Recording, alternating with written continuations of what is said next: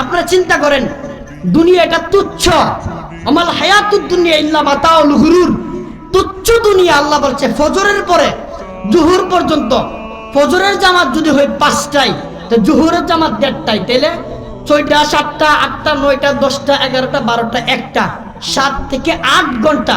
আল্লাহ বলছে দুনিয়া ছোট, সময় বেশি দিলাম, যাও, তারপরও দুনিয়া বুক করো, কিন্তু আখিরাত ভুলে যায় না। আর এত বড় অনন্তকাল আখিরাত, 30,000 রাস্তা, 50 বছরের রাস্তা, এই রাস্তার জন্য কিছু করতে পারলা না। আপনি বলেন, আপনাকে যদি আরো 100 বছর হায়াত দেওয়া হয়, 100 বছরের পরে আপনি মরবেন না? মরবেন কিনা?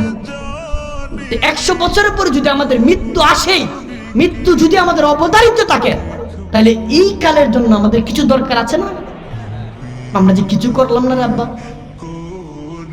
আমরা যে কিছুই করলাম না।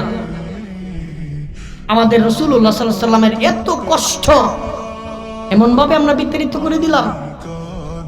আপনি দাড়ি ফালায় দিলেন, মেসওয়াক ছেড়ে দিলেন, আপনি কার সুন্নতকে বিতাড়িত করলেন আপনি জানেন? মুহাম্মদুর রাসূলুল্লাহ সাল্লাল্লাহু আলাইহি ওয়াসাল্লাম, ওনাকে চিনেন আপনারা?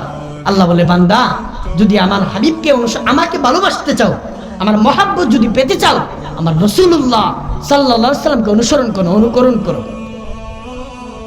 রাসূলুল্লাহর হাদিস, আল্লাহ রাসূল সাল্লাল্লাহু আলাইহি ওয়াসাল্লাম বলেছেন, যে যাকে ভালোবাসে, যে যাকে অনুসরণ করে, যে যাকে অনুকরণ করে, যে যাকে ফলো করে, তার সাথে তার হাসর নাসর হবে।